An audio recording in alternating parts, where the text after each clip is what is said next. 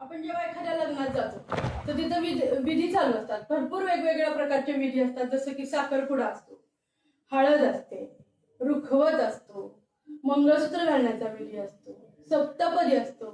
त्याचप्रमाणे आणखीन एक विधी असतो जो बायकांच्या अतिशय जिव्हाळ्यात असतो, तो असतो उखाण. तर लग्नामध्ये कसं असतं, एक वयोगट असतो 70 ते 75.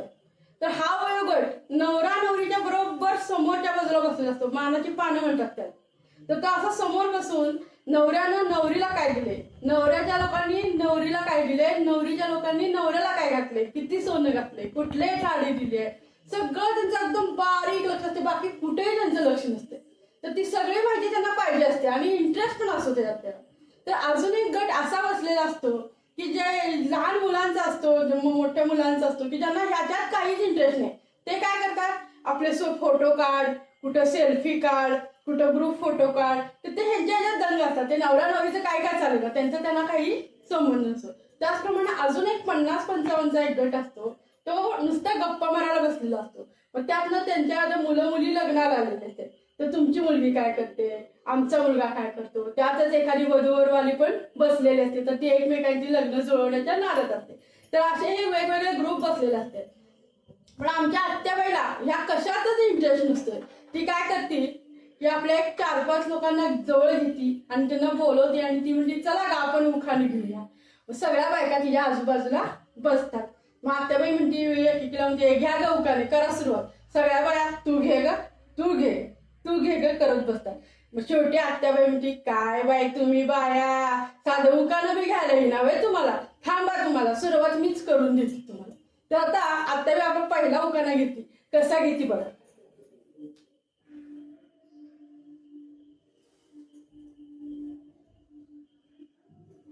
तर आत्याबाई म्हणती भारतानं आकाशात सोडलं मोठं यान, भारतानं आकाशात सोडलं मोठं यान, नशिबानं पदरी बांधलं सुभाषरावांचं ध्यान. तेवढा चंपा म्हणती हा नवऱ्याला असं बोलत्या तू, अण्णाला कळलं तू काय म्हणाला अण्णा तुला. आत्या म्हणती अगे गप गे, सगळं मला माहितीये तुझ्या अण्णाचं काय म्हणाला अण्णा, आतलं बाहेरचं समजा मला माहितीये, तू नको त्याची काळजी करू गप तू. असं म्हणून चंपाकडं आपला मोर्चा वळवते. मग चंपा ती म्हणजे घे ग चंपा, आता तू नाव घे बघू मी कशी सुरुवात करून दिली. आता हे लगा लगा लगा लगा सगळ्यांनी नावं घ्यायला चालू करायची बघा. म्हणल्यावर चंपाला म्हणते तू नाव घे. चंपा आपली नवीन लग्न झालेली असती. तर ती काय करते, नवीन लग्नाचं पाणी खेळत असतं तिच्या अंगावर. तर ते नवीन नवीन नवऱ्याचं प्रेम असतं. मग पूर्वीच्या काही कशी पद्धत होती की आपल्या नवऱ्याला एकतरी व्यसन असलं पाहिजे. म्हणजे ज्या पुरुषाला व्यसन नाही तो काय पुरुष नाही असं मानण्याचा तो आपला जमाना होता. मग ती काय नाव घेते बघा, आमचे हे सोडत्यात सिगारेटचा उंच उंच दूर, आमचे हे सोडतात सिगारेटचा उंच उंच दूर, मोहनरावांचे माझ्या आत्ताच कुठं जुळायला लागले सूर. ही म्हणती आत्याबाई डुचकी मेली.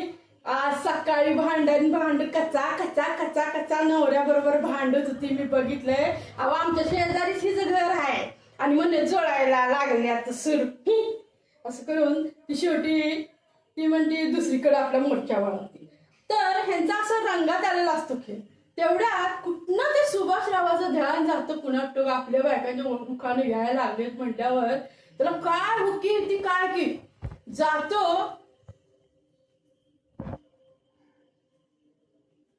म्हणतो उखाणं दे जरूर स्पर्धा लागल्या जणू.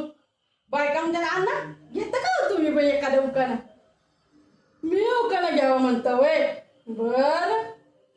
तर अण्णा कसा उखाणा घेतो बघा, जराशी आंबट जराशी गोड अशी हाय माझी कारभारीण, जराशी आंबट जराशी गोड अशी हाय माझी कारभारीण, भामिनी हाय नाव तिचं पण हा कामाला वागीन.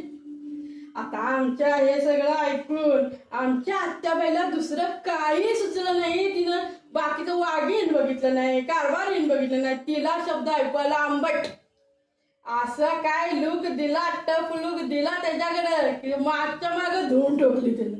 आणि त्याचं बघून आणि दोघं तिघे यायला निघाले. बायकांची नावं घेऊन ते तरी पुढं पाऊल टाकायच्या आधीच मागं पसारला. तर असं करत आत्याबाईने आता आपला मोर्चा वळवला फुलाकडे.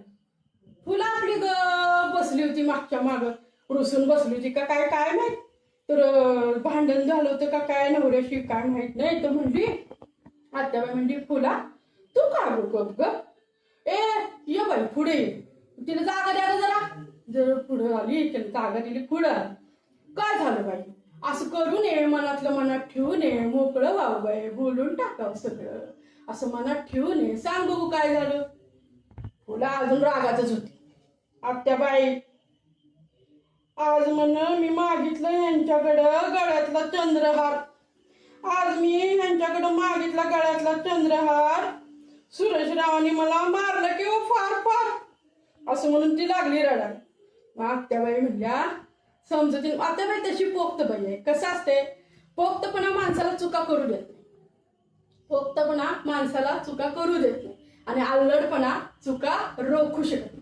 तर ती समजुतीच्या सुरात म्हणली फुला ग फुला, फुला ग फुला काय सांगू तुला, अगं गोडीनं राहशील नवऱ्याशी तर वर्षात जुळवशील तुला.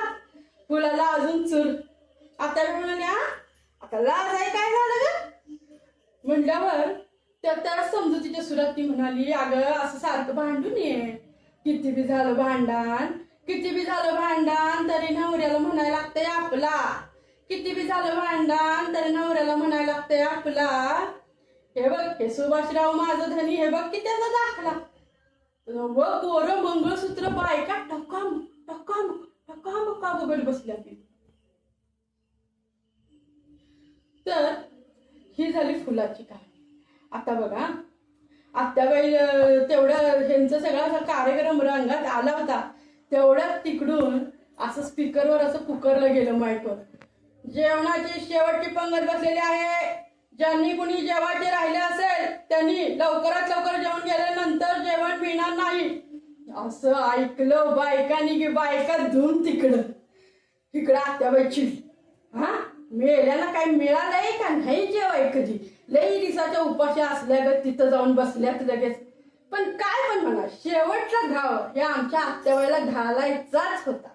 शेवटी माईक घेतला हातात आत्याबाईने आणि म्हणली कशी, काल म्हणे आमच्या शर्टाचं तुटलं होतं बटन, काल यांच्या शर्टाचं तुटलं होतं बटन आणि काहीतरी तिला आटण काहीतरी जुळवायचं होतं, पण तिथे इकडं तांबड्या पांढऱ्या रस्त्याचा वास काय तिला सुचू दिला. तर काहीतरी जुळवायचं होतं. म्हणली काल ह्यांच्या शर्टाचं तुटलं होतं बटन, मी केलाय वाटतं बोकडाचं मटण, असं म्हणली.